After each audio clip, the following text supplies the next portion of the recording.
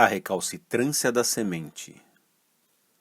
Uma história de amor, coragem, conflitos e perseverança. Por Cláudio José Barbedo. Capítulo 11. Ficção.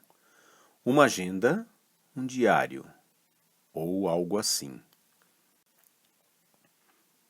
Mas não conseguia entender essa resistência. Onde estava o problema? Tudo me parecia tão claro. Então, comecei a repassar tudo em minha mente. Demorou, foi cansativo, mas foi muito produtivo.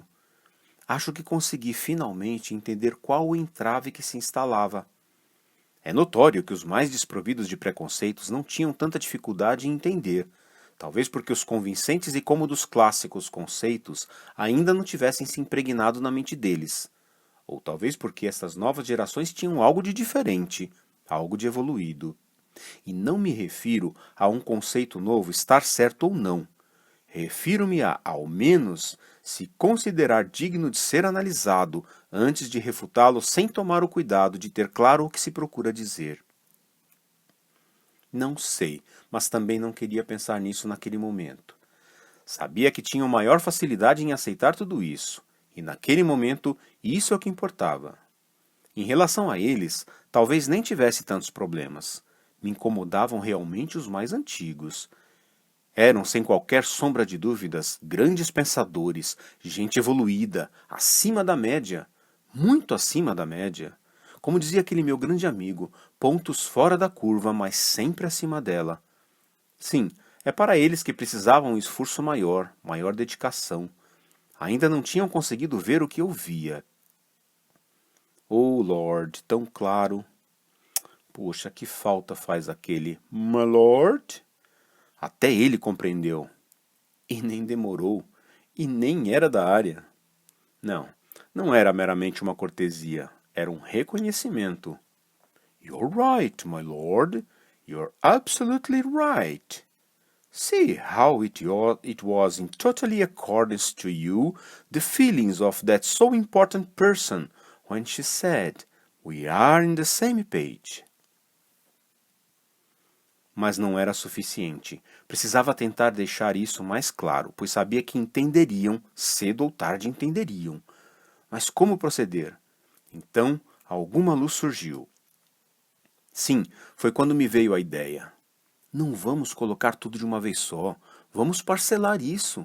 Vamos fornecer em doses, deixando que se acostumem com a ideia. A primeira coisa, então, foi atacar os padrões de sementes dispersas. Se elas são equivalentes, devem ter o mesmo padrão metabólico quando são dispersas. Então, precisava mostrar que isso não era verdade. Precisava mostrar que o padrão metabólico não se assemelhava ao das realmente maduras clássicas, mas ao das imaturas clássicas. Precisava mostrar que continuavam pensando que estão em formação ou germinando. Mas como fazer isso? Nesse momento foram importantes as conversas com o próprio definidor das diferenças, quando aqui veio para uma semana de curso, e com aquele meu eterno ídolo que sabia absolutamente tudo da fisiologia da planta. Ambos deixaram muito claro que eu deveria, sim, mostrar aquilo com experimentos vivos. Dali nasceu a ideia de simular alguma inibição da germinação das sementes, e com isso prolongar o tempo em que estariam viáveis. Quem melhor que o ácido abscísico para fazer isso? Claro. E ele não me decepcionou, fez a função que deveria fazer, simulando o que a semente encontraria em seu microambiente caso continuasse seu desenvolvimento. Isso foi mostrado, foi seguido por outros, mas ainda assim não foi suficiente para ser aceito. Então, pensei em algo que simulasse ainda mais as condições que a semente em formação receberia, a alteração na disponibilidade hídrica. Um estresse. Foi com essa ideia que, junto com aquela minha irmã científica, começamos a elaborar a preparação de um ambiente mais parecido com o que a semente encontraria na planta-mãe. Alteramos a condição do meio, induzindo algum estresse hídrico, ainda que muito sutil, mas que já surtia efeitos evidentes. A simulação do ambiente que seria encontrado por essas sementes, mas que dificilmente encontrariam em condição natural, porque seriam dispersas antes disso, acabou nos mostrando efeitos além de nossas expectativas. Sim, alguns processos jamais imaginados foram atingidos, como se efetivamente tivessem continuado a maturação em condições artificiais, aquelas sementes se tornaram mais tolerantes à dessecação e até mesmo ao congelamento. Estávamos amadurecendo as sementes em ambiente artificial. Mas, infelizmente, isso ainda não foi suficiente para deixarmos claro qual era realmente nossa ideia. Então, começamos a inserir alguns conceitos sobre isso nos artigos que publicávamos, ainda que de forma um pouco inibida. Ao final das discussões, sempre acrescentávamos mais alguma pequena ideia, uma parte do todo. Então, com as mudanças nas parcerias, com as mudanças de prioridade na vida das pessoas, novas ideias foram surgindo das novas conversas e das novas visões. Sim, porque cada um tem muito a contribuir, independentemente de seu grau de formação ou de seu tempo de experiência. Todos têm algo a contribuir. Foram também essenciais as visões trazidas de outros países e de outras áreas. Tudo parecia começar a tomar forma.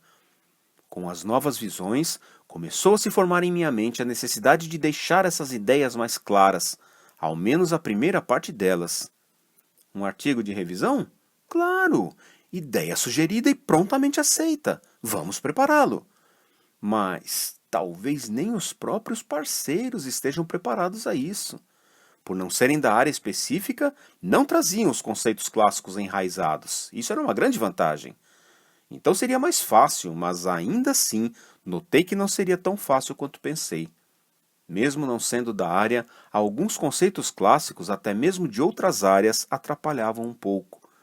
Não era o momento de soltar tudo de uma vez. Isso foi ficando cada vez mais claro para mim. Tinha que elaborar uma estratégia, ou correria o risco de colocar tudo a perder na ânsia de mostrar tudo de uma vez. Sim, deveria fazer isso, soltar aos poucos. Convidei-os a integrar esse artigo de revisão comigo, mas com ressalvas. Aceitaram de pronto. Vamos preparar o artigo então? E assim o preparamos, e assim o publicamos. Uma época em que se misturavam dentro de mim dois sentimentos ambíguos. De um lado, um sentimento bom, pois alguns artigos recentes davam sinais de que outros grupos já trabalhavam essa ideia. Não estava sozinho.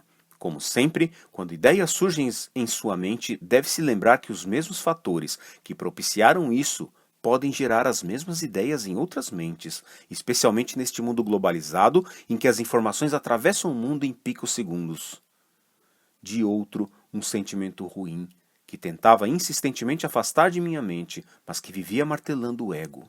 E se alguém publicar isso antes?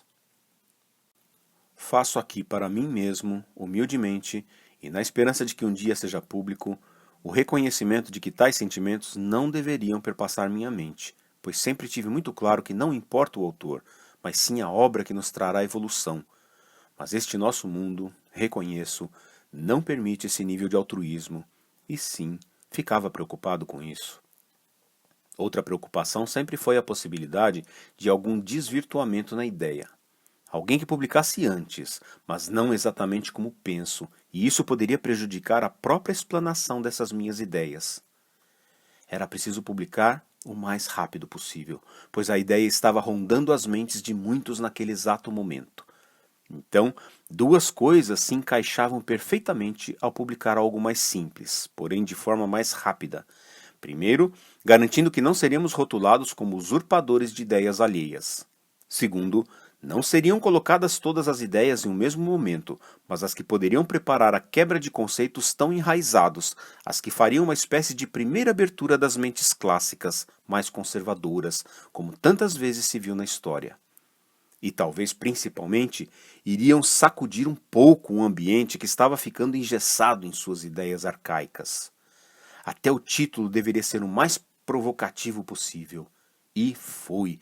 As reações foram quase imediatas, com vários interessados em entender melhor, com vários críticos que repudiariam as ideias mesmo sem entendê-las perfeitamente, mas principalmente, aliás foi a grande maioria, com vários simplesmente ignorando ou simulando ter ignorado. Até hoje não sei. Se houve mais acertos ou mais erros, talvez não tenha prestado a devida atenção.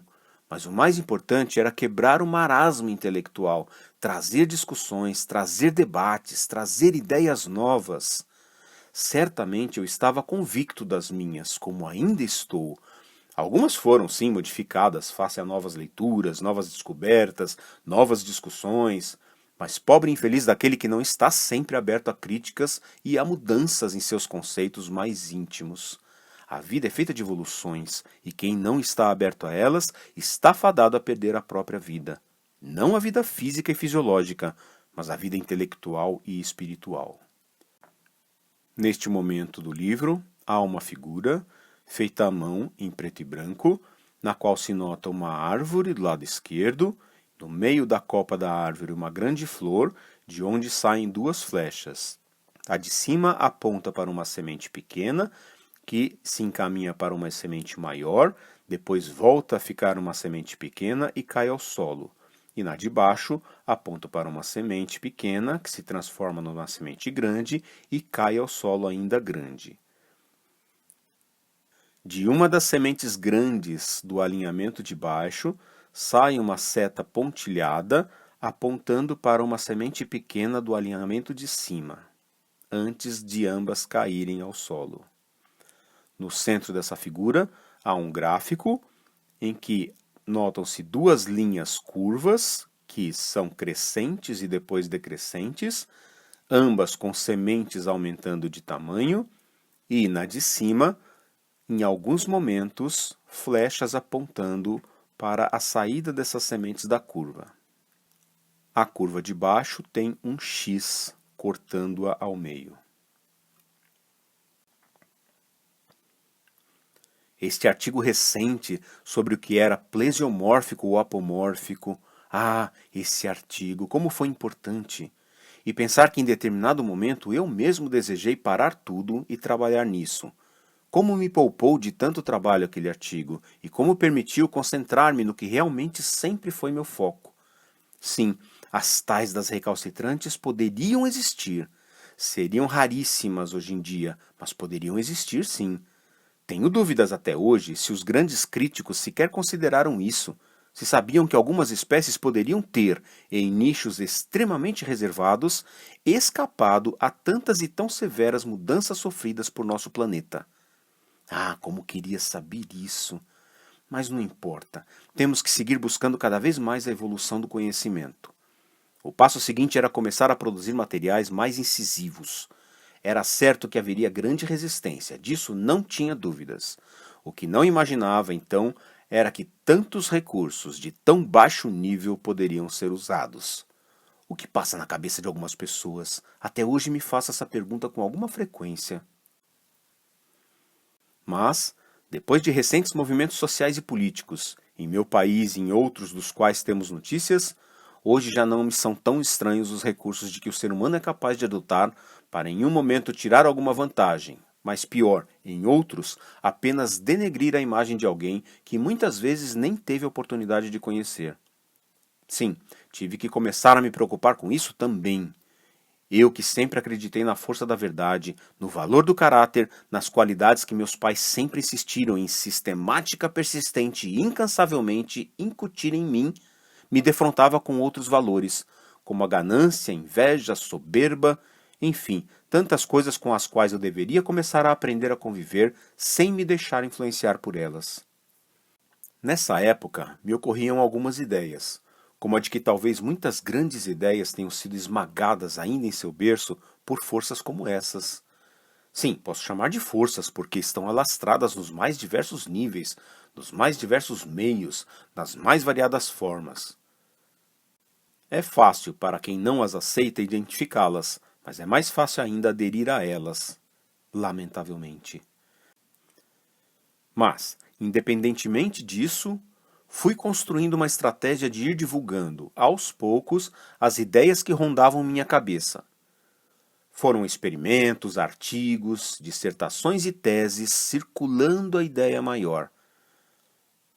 A dificuldade, algumas vezes, de transmitir aos orientados a importância de seu trabalho, ainda que uma pequena fatia do todo, mas sem o qual o todo não existiria. Porque se esse todo não havia como ser consultado, como saber onde se encaixa sua fatia? Eu entendia bem isso, procurava sempre situá-los o melhor possível, mas não era tarefa fácil, especialmente quando defrontando bancas que entendiam menos ainda do que eles aquelas ideias. Foram verdadeiros heróis, aceitando e enfrentando defender algo que nem o próprio idealizador conseguia fazer com tranquilidade. A dificuldade ainda maior em publicar as partes de seus trabalhos e vendo todos os colegas publicando com tranquilidade, pois a grande maioria se contentava em fazer um pouco mais do mesmo ou fazer o que já se sabe o resultado antes até de começar o trabalho, o que torna a publicação bem mais tranquila. Uma coisa muito interessante nesse processo é que as nossas próprias ideias vão evoluindo quando tentamos colocá-las em linguagem compreensível. Incrível o poder da redação e da fala, pois muitas coisas vão sendo criadas de forma quase mágica quando tentamos extrair e externar as ideias que rondam nosso cérebro. Com isso, várias discussões foram tomando forma, várias palestras foram sendo estruturadas, vários cursos foram sendo adequados a essas novas ideias. E, para minha surpresa, sempre havia quem as entendia prontamente. Normalmente, sempre os de menor tempo de convivência na área. Talvez por não terem ainda uma quantidade de informações suficientes para rebater tais ideias. Talvez por não estarem totalmente contaminados com as ideias clássicas. Mas também havia os que não conseguiam explicar seus próprios dados com os conceitos clássicos, mas que viam a oportunidade de uma explicação perfeita quando utilizavam meus novos conceitos. E muitos traziam-me resultados experimentais que não se encaixavam de forma alguma àqueles conceitos clássicos, mas se encaixavam perfeitamente nas ideias que eu começava a divulgar. Algumas teses e livros, inclusive, começaram a ser publicados usando como embasamento não aqueles conceitos clássicos e paleozoicos, mas os novos que eu insistentemente, teimosamente, recalcitrantemente divulgava em todas as oportunidades que me eram dadas. Transformando palavra em fatos, no primeiro artigo de revisão, abordamos a recalcitrância não como uma condição pré-estabelecida de caráter imutável, mas uma condição favorável a determinados ambientes nos quais foi mais vantajoso, evolutivamente, abrir mão de seguir no processo de maturação da semente até seu último estágio, ou seja, a condição extrema de ortodoxia. Nesta condição de máxima maturação, de extrema ortodoxia, temos uma semente que desenvolveu tudo o que poderia com sua base genética.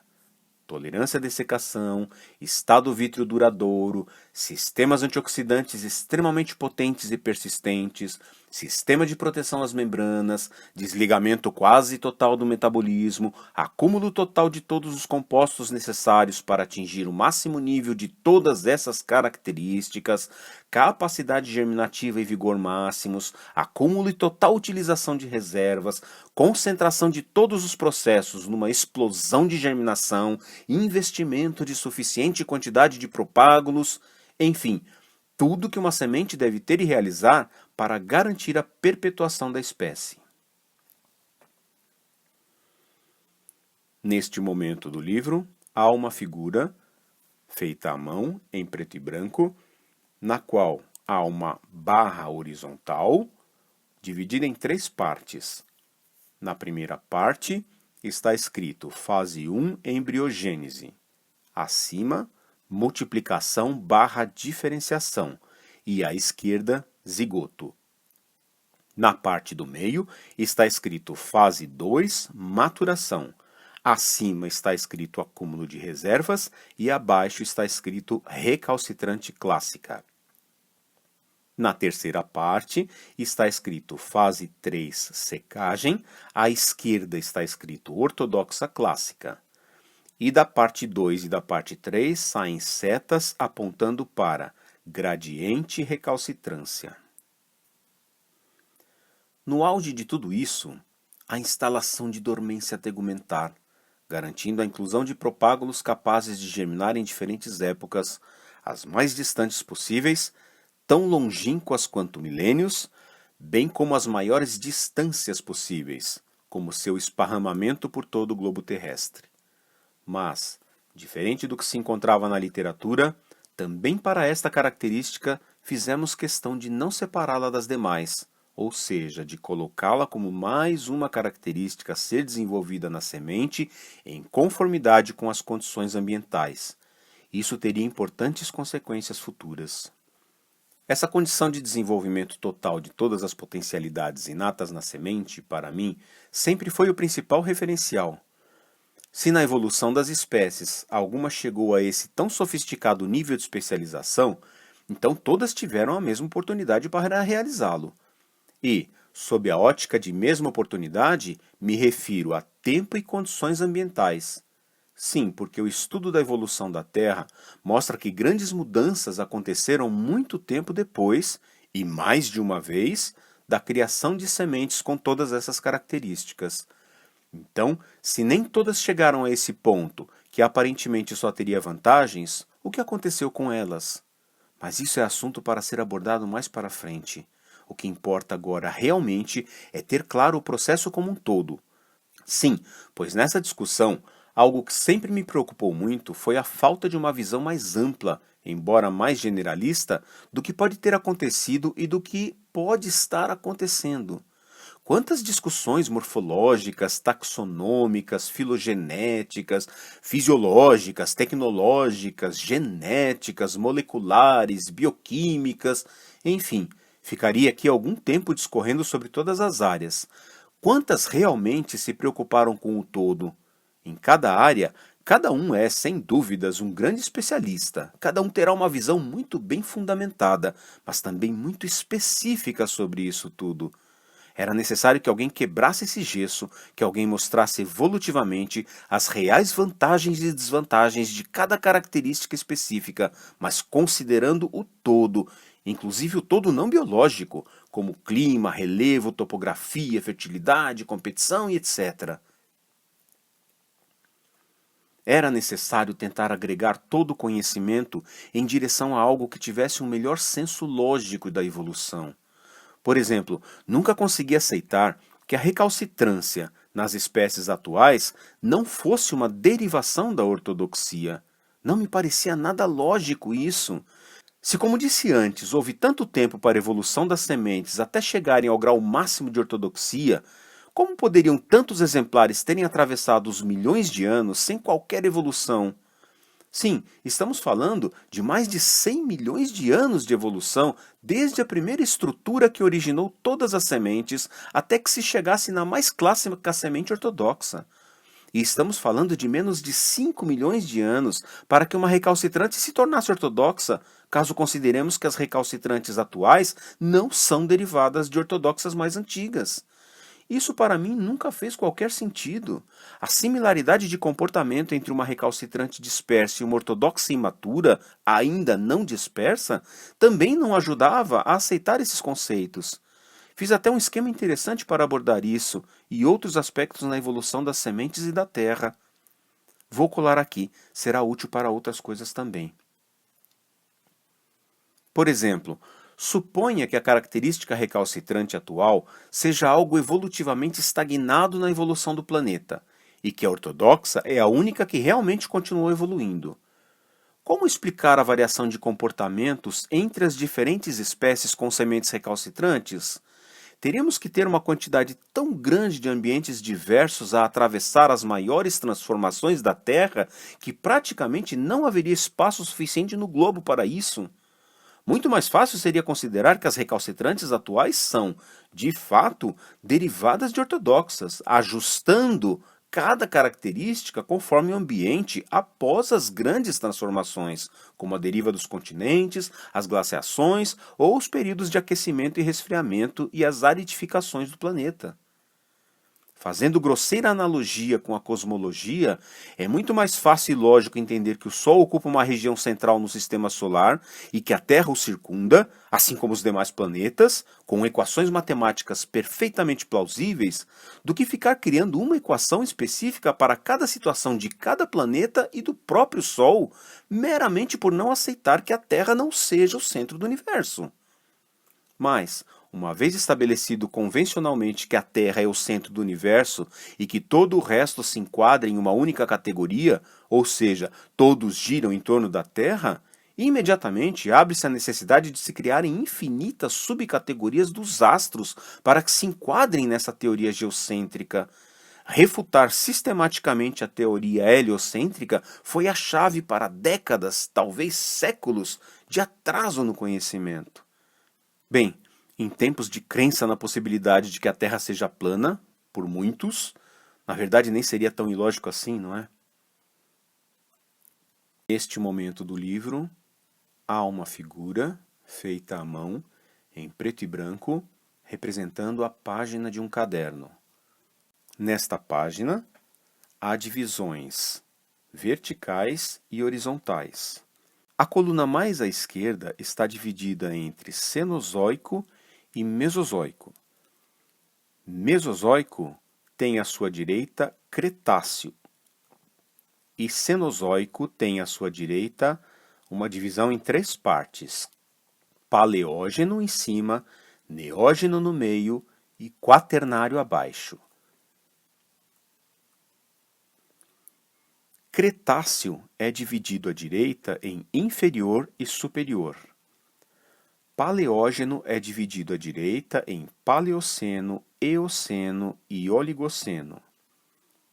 Neógeno é dividido à direita em Mioceno e Plioceno. E Quaternário é dividido à direita em Pleistoceno e Holoceno. À direita destas últimas divisões, temos textos. Em Cretáceo inferior, o texto diz angiospermas. Em Cretáceo superior, diz mais antiga ortodoxa gimnosperma. Em Paleógeno-Paleoceno, está escrito extinção em massa, aquecimento mais metano, e isso está achuriado. Em Paleógeno-Eoceno está escrito mais antiga ortodoxa angiosperma. E em Paleógeno-Oligoceno está escrito aridização e resfriamento da Terra, também achuriado. Em Neógeno-Mioceno está escrito clima mais ameno favorecendo gramíneas.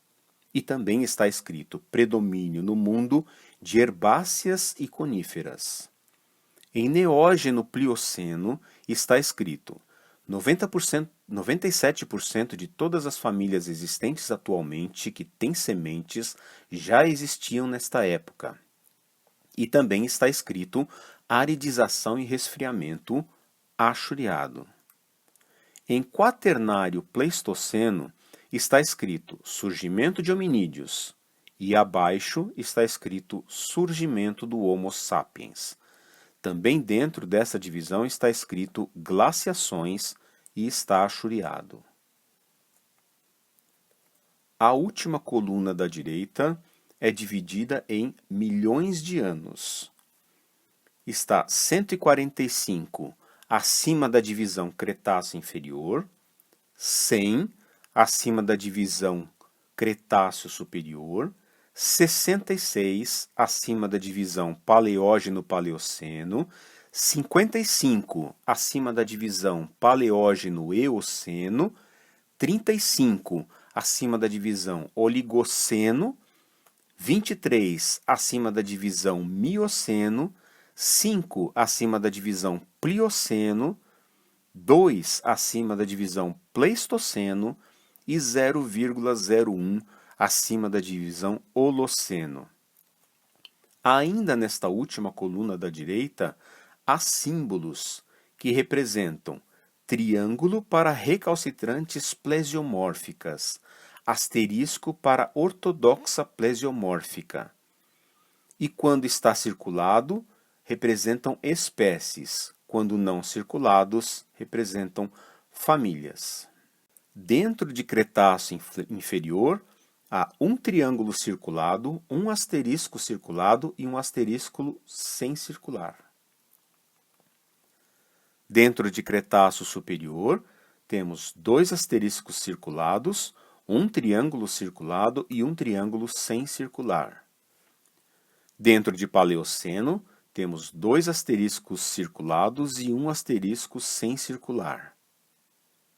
Dentro de Eoceno, temos 9 asteriscos circulados, 4 triângulos circulados e 1 asterisco não circulado.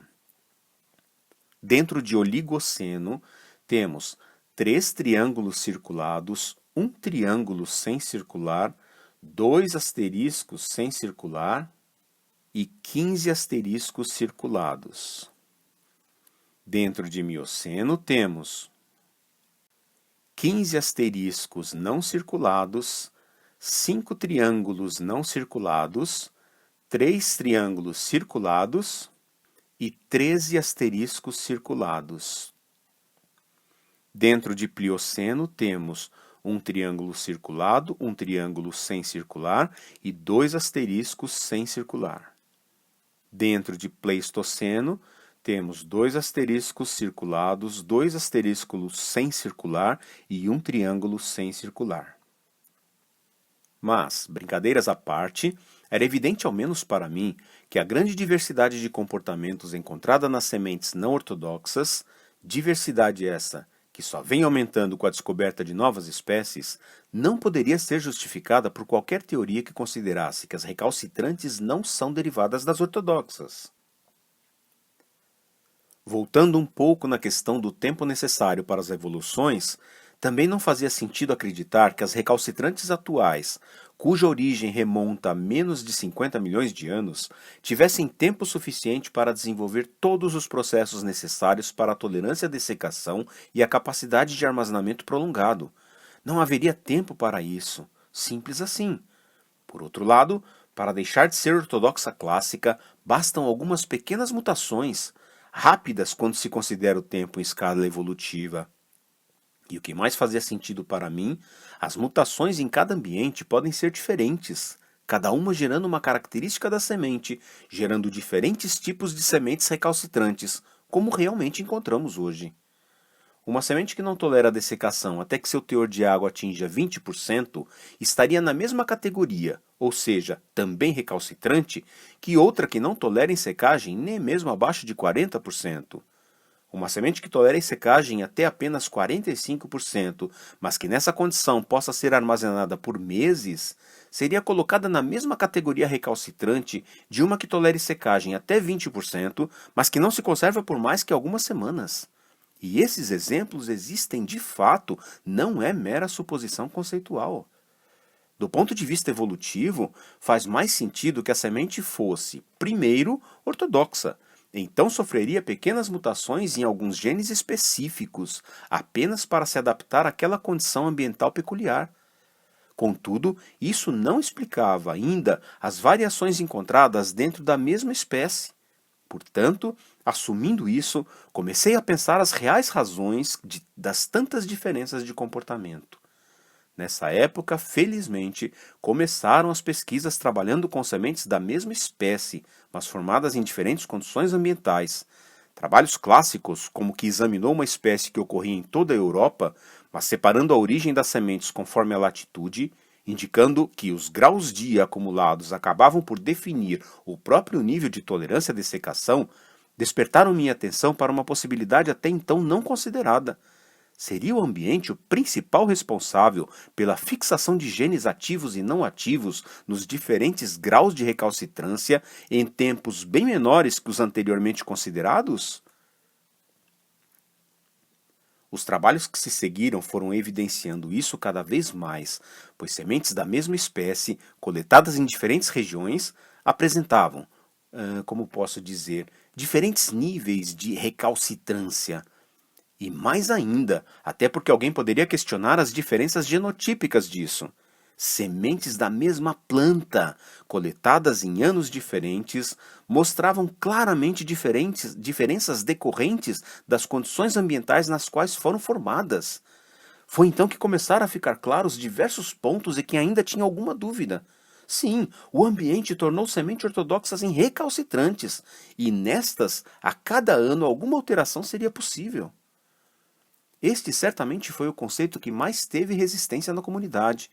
porque mais do que tratar a recalcitrância como um elemento recente, apomórfico, derivado da ortodoxia, ela seria também altamente influenciável pelo ambiente no qual aquela semente em particular estava sendo formada. Foi então que se fez necessária a publicação de nova revisão, agora inserindo mais conceitos que já havia trabalhado, mas considerava cedo para os mostrar.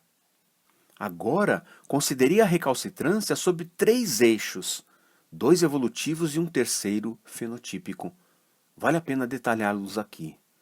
Sob meu ponto de vista, e não quero aqui de forma alguma considerar que sou conhecedor da verdade sobre sementes recalcitrantes, mas apenas descrevo minha forma de ver essas sementes, algumas coisas são bem evidentes. Faço ressalva a algumas raras espécies que atravessaram todas as mudanças globais e mantiveram suas sementes com características próximas às ancestrais de todas as gimno e angiospermas e que sempre as trato como exceções, não como regra. Portanto, excetuando-se estas, as sementes recalcitrantes das espécies sobreviventes em nosso planeta são derivadas de espécies que tinham sementes ortodoxas e que, conforme o ambiente, foram se especializando em diferentes características, se amoldando ao ambiente e às exigências deste. E isso envolve várias características, não apenas as intrínsecas às sementes. A característica mais importante para mim, que acabou definindo muitas das tão diversificadas características das recalcitrantes, foi o ambiente no qual eram dispersas. Aqui é muito importante notar que o conceito principal é o da influência do ambiente no qual há dispersão, ou seja, com um enfoque pontual e específico, e não apenas do ambiente no qual a espécie ocorre, de enfoque amplo e geral. E vale ressaltar, ambos são igualmente importantes. Algumas coisas estavam bem claras, como a necessidade de que esse ambiente não tivesse períodos típicos e prolongados de seca ou gelo. Deveriam ser ambientes quentes e úmidos, daí a grande frequência de espécies com sementes recalcitrantes serem em regiões tropicais úmidas. Novamente é importante lembrar das exceções, que sempre existem, mas que não são a regra principal. A tolerância à dessecação e a dormência tegumentar, por exemplo, não apresentavam qualquer vantagem num ambiente desse em que a rápida colonização se faz essencial. E notem, são 2 das características evolutivas que mais exigem o, como posso dizer, sacrifício de outras características. E também é importante ressaltar, são 2 características a serem desenvolvidas ao final da maturação das sementes. Portanto, se alguma espécie produzisse sementes que fossem dispersas antes do momento em que se tornassem tolerantes à dessecação ou dormentes, o prejuízo na competição com outras espécies seria mínimo. Por outro lado, ter sementes que germinassem muito bem, ainda que imaturas, investindo em alguma vantagem no ambiente, como a produção de compostos alelopáticos ou inibidores de micro-organismos ou insetos, certamente traria grande vantagem na competição e na agressividade da colonização. Então, por que manter uma semente acoplada à planta-mãe até que fossem desenvolvidas características que não seriam absolutamente importantes para o estabelecimento da prole no ambiente? Para mim, isso não fazia qualquer sentido lógico. Pensar que as sementes eram mantidas na planta-mãe como qualquer outra ortodoxa até o final era algo insustentável sob a ótica da evolução, da seleção natural, da competição. Como já havia me expressado claramente no artigo anterior, eu sempre considerei que seria muito mais fácil entender isso sob o ponto de vista de uma semente ortodoxa dispersa ainda imatura, do que associar todos esses eventos a uma possível capacidade de atravessar milênios sob uma condição totalmente inadequada às mudanças globais. Como disse antes, na verdade a ideia toda já circulava em minha mente quando da publicação da primeira revisão, mas tive tempo para enriquecê-la, questioná-la. Sim, porque ao contrário de muitos, eu permanentemente questiono meus próprios conceitos, minhas próprias convicções, e ajustá-la conforme novas ideias surgiam. Foi então que publiquei a segunda revisão. Nela, tento deixar ainda mais clara a ideia de que as diferenças nas sementes recalcitrantes, ou seja, a gigantesca diversidade de comportamentos que se verifica nas espécies com sementes recalcitrantes, e que só aumenta quanto mais se estudam novas espécies, especialmente as de regiões tropicais úmidas, são decorrentes de 1. Seleção natural, mutação, evolução, seleção natural, mutação, evolução, um processo contínuo, incessante, permanente, consistente, persistente, no qual o momento ideal de dispersão da semente varia conforme o interesse da espécie de colonizar e perpetuar-se em cada ambiente específico. Assim, a antecipação da dispersão clássica, ou seja, a antecipação do momento em que naturalmente ocorre a dispersão da semente ortodoxa, se mostra como essencial para obter vantagens naquele ambiente particular. E 2. Ajustes a essa antecipação da dispersão. Tendo em vista que o processo de maturação clássico até as últimas transformações descritas anteriormente não seria vantajoso, descartam-se processos que estariam relacionados às últimas fases da maturação, como tolerância à dessecação, capacidade de ser armazenada por décadas ou séculos e dormência, em prol de características mais imediatas, como germinação rápida, crescimento abundante de plântulas, entre outros. A partir dessas definições, há necessidade de ajustes nas características de cada ambiente. Primeiro, há que se considerar quais são efetivamente as características vantajosas em cada ambiente, que evidentemente irão variar em cada situação. Depois, o quanto cada espécie investe em cada característica e o quanto é capaz de sacrificar. Quando se utilizam exemplos, frequentemente a compreensão fica mais fácil. Então vamos lá. Imaginemos uma espécie com sementes ortodoxas clássicas como ponto de partida. Agora, esta espécie está situada em ambiente que teve grande transformação, por exemplo, a concentração de umidade e o aumento da temperatura, permitindo uma explosão de crescimento de diversas espécies. Aqui, neste ambiente, não há sazonalidade de clima. Durante todo o ano e durante todos os anos, há favorecimento ao crescimento, ao desenvolvimento vegetal e animal. A competição atinge seus extremos. Somente as espécies mais agressivas e mais resistentes podem se manter. Muitas espécies sofrerão competição até limites que chegarão à agressividade da propagação, porque é inevitável que adultos, cedo ou tarde, acabem sucumbindo. Nesse ambiente extremamente competitivo, a probabilidade de que se abram clareiras grandes e duradouras é raríssimo. A abertura de clareiras é frequente, mas são rapidamente colonizadas por diversas espécies. Este é o nosso ambiente, e é nele que as espécies dispersam sementes ortodoxas clássicas. Agora imagine que uma determinada espécie sofra uma mutação e que suas sementes sejam dispersas antes de atingirem o máximo grau de maturação. O que controla o momento da dispersão não é algo que necessite milênios de evolução, mas algo relativamente simples. As sementes dessa espécie, agora, não passarão por todo o processo de aquisição de tolerância à dessecação, toda a estruturação de um estado vítreo para armazenamento a longuíssimo prazo, todas as características relacionadas ao vigor para enfrentar intempéries, germinação sob condições desfavoráveis, etc. Por outro lado, não encontrará qualquer restrição à germinação, como, por exemplo, a alta concentração de ácido abscísico e outros inibidores, a necessidade de algum grau de secagem para reverter o metabolismo e os RNAs relacionados ao acúmulo para um metabolismo e RNAs voltados à germinação. Essa espécie conseguiria repor seus adultos perdidos rapidamente e também conseguiria alta taxa de colonização. Agora imagine que, ao longo dos tempos, mutantes dessa espécie começaram a antecipar o desenvolvimento da capacidade germinativa, para cada vez mais germinar muito, mesmo que as sementes ainda estejam imaturas. Certamente teriam grandes vantagens no meio. Isso poderia ser representado graficamente, e foi isso que incluí na revisão. Pense então em duas espécies com essas características, ambas no mesmo ambiente, competindo não mais com as outras, mas entre si. Uma delas sofre mutações que permitem que sacrifique qualquer esforço para alguma tolerância à dessecação em prol de um maior acúmulo de reservas importantes, não para atingir o estado vítreo, mas para produtos prontamente utilizáveis nas fases iniciais de germinação, fornecendo energia e substratos suficientes para uma ainda mais rápida germinação. Certamente teria grandes ganhos na competição com sua concorrente adaptada àquele ambiente.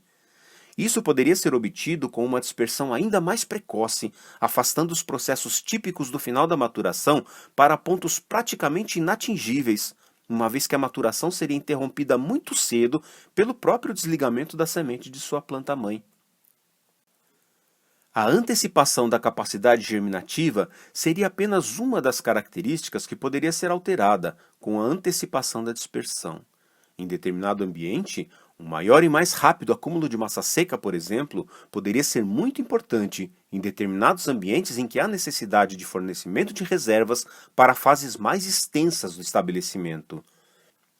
Já em outro ambiente, uma menor velocidade de perda de água, dispersando sementes mais úmidas, poderia ser vantajosa quando a disponibilidade hídrica apresenta limitações. Algum investimento em ampliação da capacidade de armazenamento, não por décadas como nas ortodoxas clássicas, mas por alguns meses, escapando de alguma condição inadequada ao estabelecimento no momento em que as sementes estão prontas e são dispersas, poderia garantir maiores chances no tempo de colonização. A antecipação da tolerância à dessecação, mas com formação de estado vítreo mais fraco, que não garantisse armazenamento prolongado, mas ao menos garantisse alguns meses em condição seca, poderia ser interessante em ambientes com grande oscilação da disponibilidade hídrica. O investimento em alguma capacidade de regeneração da germinação inicial seria extremamente importante em ambiente com grande intensidade de predação, e o investimento em produção contínua de propágulos, tendo sempre alguns em condições de serem dispersos e germinarem em qualquer época do ano, seria excelente para ambientes em que há grande variação nas condições climáticas, mas não de forma previsível. Neste momento do livro, há uma figura feita à mão em preto e branco, composta por um gráfico à esquerda, do qual saem 5 flechas, cada uma apontando para um gráfico na direita. Esse gráfico à esquerda tem 5 linhas curvas, uma decrescente e 4 crescentes. Elas estão marcadas com A, B, C, D e E, apontando para os 5 gráficos à direita, que também têm as letras A, B, C, D e E. Em cada gráfico da direita, há uma linha curva com formato diferente da sua anterior.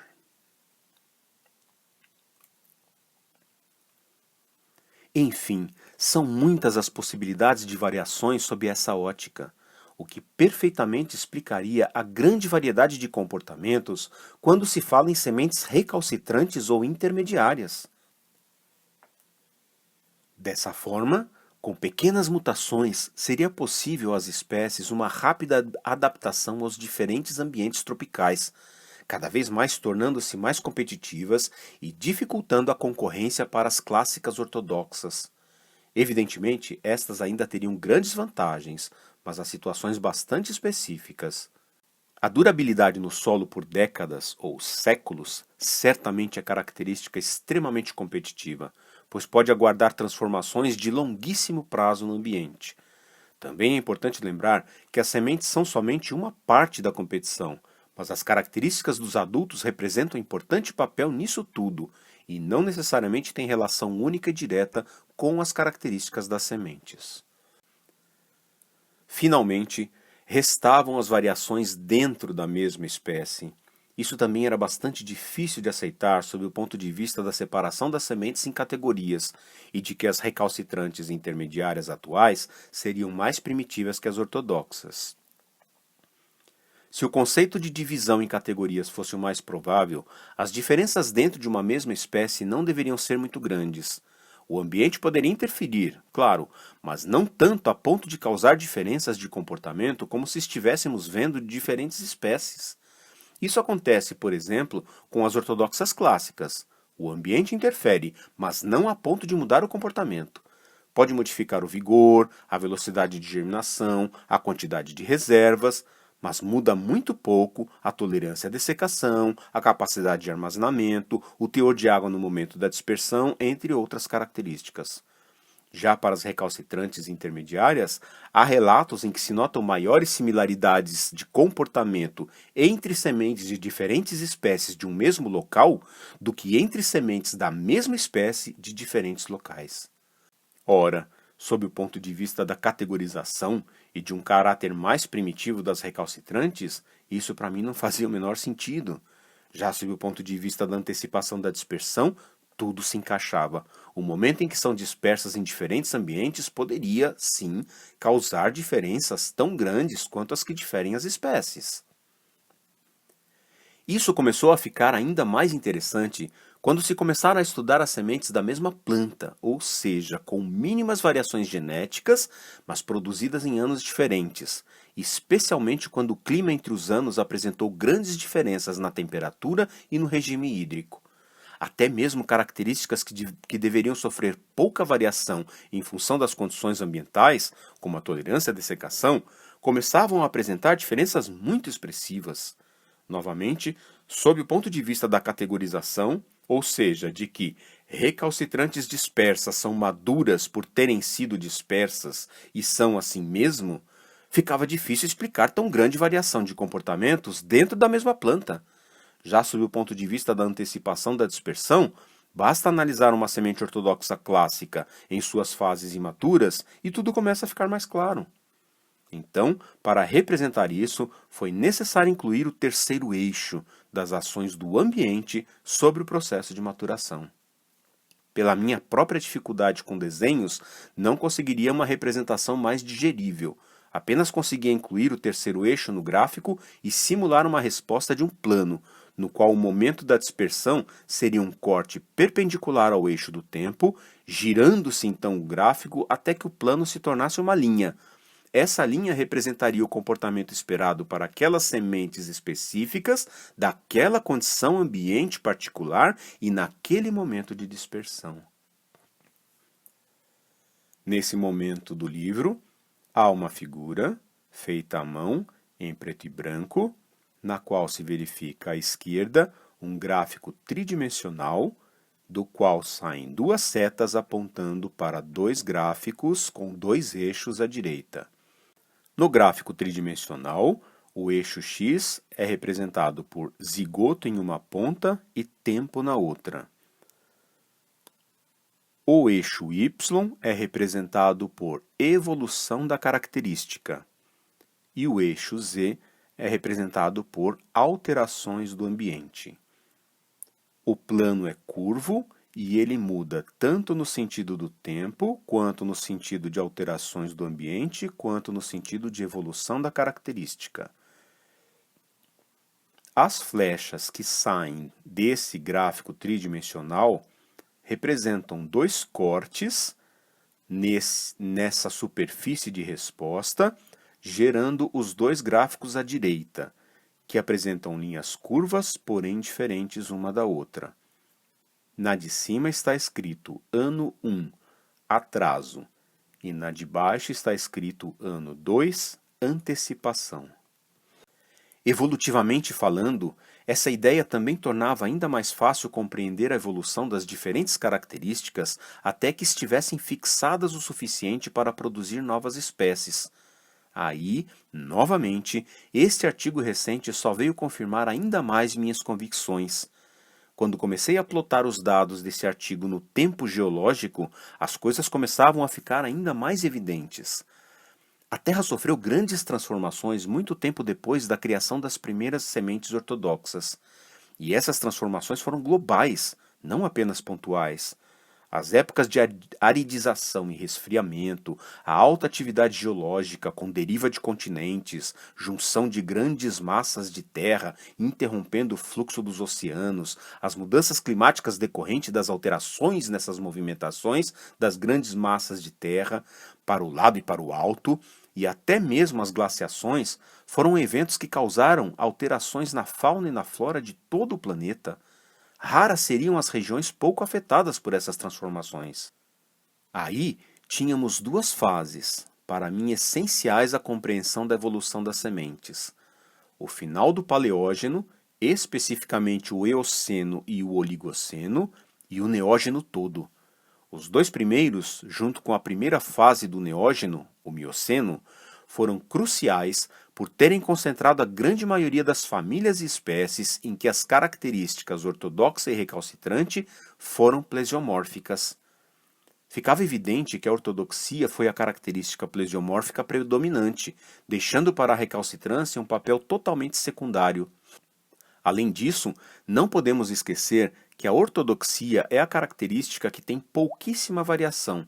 Sementes ortodoxas são sementes ortodoxas, apenas isso. Já a recalcitrância tem grandes variações. Portanto, como recalcitrância, deve-se entender desde as mais recalcitrantes, ou mais afastadas do comportamento ortodoxo, até as menos recalcitrantes, ou seja, as mais próximas do comportamento ortodoxo, mas com pequenas variações suficientes para não classificá-las como ortodoxas. Sei que parece confuso, mas é importante o exercício de tentar entender isso para saber o quanto a ortodoxia poderia ser ainda mais expressiva como caráter plesiomórfico. Então, se houvesse separado as recalcitrantes em diferentes grupos, em função do caráter que as situava como recalcitrante, a análise poderia oferecer uma visão ainda melhor. Mas, como foi um artigo pioneiro, sem dúvida trouxe os elementos que faltavam para solidificar ainda mais quem foi descendente de quem. Ao final desse período em que há a maior concentração da fixação das características, ortodoxas e recalcitrantes, vem um longo período de clima mais árido e mais ameno, já no Neógeno, favorecendo, por exemplo, as gramíneas. Há predomínio de espécies herbáceas, além de coníferas. Em seguida, novo período de aridização e resfriamento, inclusive com glaciações. Para mim, ficava evidente que poucas espécies conseguiriam sobreviver a esses períodos de mais difícil sobrevivência, especialmente se tivessem sementes não ortodoxas. Com a chegada do Pleistoceno, a Terra começava a adquirir a conformação mais próxima da atual, mas ainda com tempo suficiente para grandes transformações dos vegetais, especialmente nas adaptações das sementes em função de seu momento de dispersão. É evidente que uma análise pontual sobre as transformações na Terra e o caráter plesiomórfico ou apomórfico da ortodoxia ou recalcitrância não é suficiente para se compreender todo o complexo de comportamentos existente hoje. Porém, também não são suficientes as avaliações pontuais sobre composição química ou sobre características fisiológicas ou sobre a genética. Contudo, no conjunto de todas elas, e com o surgimento cada vez maior de informações sobre sementes de novas espécies, ainda não estudadas, ou de espécies estudadas, mas em diferentes regiões, fui ficando cada vez mais convicto sobre o conceito da dispersão antecipada na maturação como condicionante do comportamento da semente, de seu grau de recalcitrância e ortodoxia e de seu investimento evolutivo em cada ambiente específico. Porém, também me parece perfeitamente plausível que diversas espécies podem ainda ter a recalcitrância de suas sementes como característica primitiva, não derivada da ortodoxia, mas me parece cada vez mais evidente que são exceções e não propriamente a regra.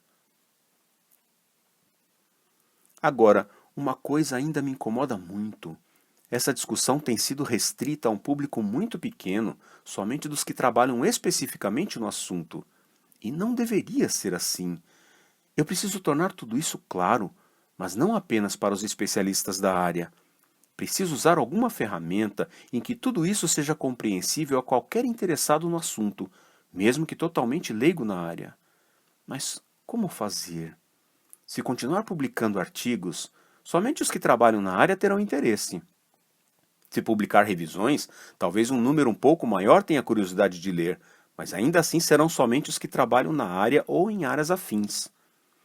Já publicamos um livro em que abordamos isso em um dos capítulos, mas mesmo assim, mesmo procurando utilizar uma linguagem mais acessível, noto alguma dificuldade de compreensão do público em geral.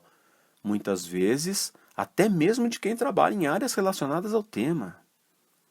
Como fazer? A não ser que... Sim, talvez assim fosse possível, se fosse um livro, não um livro técnico, mas apenas um livro de história. Um livro que pudesse resgatar muitas informações sobre a própria evolução da semente, fosse apresentando o assunto por diferentes ângulos, para que o leitor fosse acostumando com a ideia, inserindo assuntos técnicos com curiosidades, com uma história mesmo. Talvez assim fosse possível tornar esse assunto mais digerível. Então poderia finalizar com um capítulo mais técnico, mais específico, de linguagem um pouco mais difícil, mas ainda assim compreensível. Sim, um livro. Mas um livro utilizando-se somente da realidade não me permitiria divagar nas ideias.